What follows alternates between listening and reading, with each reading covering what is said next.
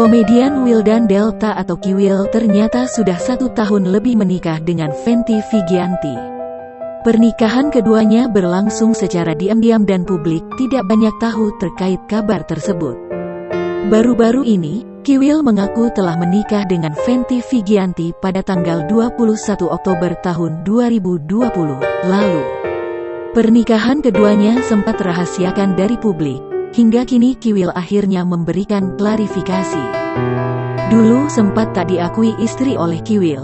Fenty mengaku perasaannya kala itu campur aduk. Melihat beliau tidak mengakui sedihlah, terang Fenty.